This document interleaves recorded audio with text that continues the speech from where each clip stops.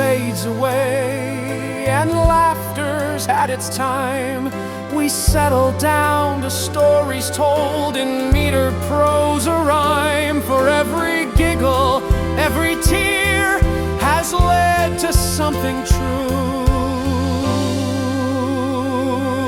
It's a chronicle of dreams that grow ironical, with twists and turns and lessons learned and tales that make your spirit burn. One heart, one mind, one soul to share.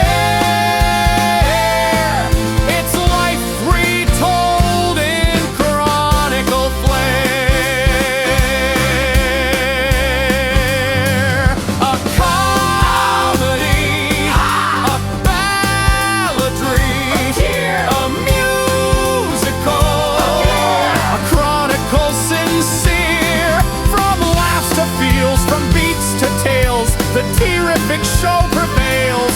Get a dazzling, heartfelt truth and giggle, show it all. Let's end tonight's episode with a story of a question that flips the whole world upside down. Literally.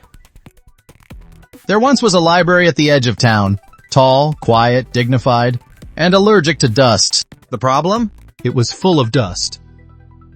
Every day, people came to read, until one curious kid named Theo wondered aloud, "What happens if the library sneezes?" The librarian gasped. The walls quivered, and then...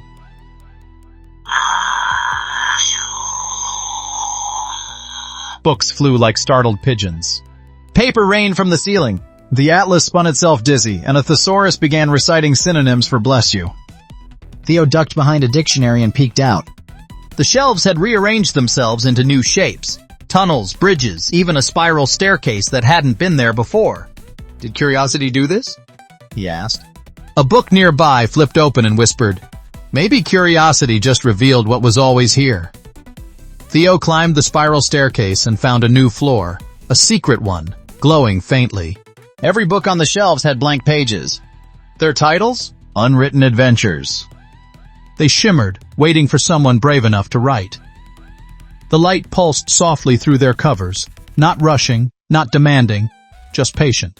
Each book seemed to lean forward ever so slightly, as if listening for a heartbeat, a breath, a decision. The blank pages were not empty in the ordinary sense. They felt full of almosts and maybes, crowded with stories that knew how to wait.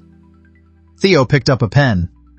It rested lightly between his fingers, ordinary in every way, yet suddenly important in a way he couldn't quite explain. He looked at the glowing shelves again, at the quiet hum in the air, at the dust drifting slowly like it had all the time in the world. "I think," he said softly, mostly to himself, "I'll start with what happens when a library sneezes again." The pen touched the page. Nothing exploded. Nothing changed shape. No new rooms appeared. Instead, the light deepened, warmer now, steadier. The shimmer of the books grew calmer, satisfied, as if this was exactly what they had been waiting for. The library responded with a low, gentle chuckle, the kind that traveled through the shelves and settled into the walls. Dust sparkled like stars, drifting lazily through the glow, no longer something to fear or avoid, but something that belonged. From that day on, the library was never truly quiet again. It hummed with turning pages and whispered ideas. Pens scratched softly against paper. Stories began and paused and began again. Laughter echoed between the shelves. The building listened, content and alert, always ready, just in case someone asked another question out loud. And all of it traced back to a single moment. One sneeze, one pen, and one curious kid who asked why.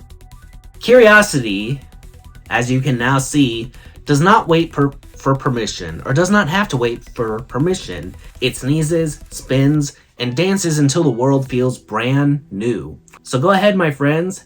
Ask questions, make discoveries, let chaos turn into wonder.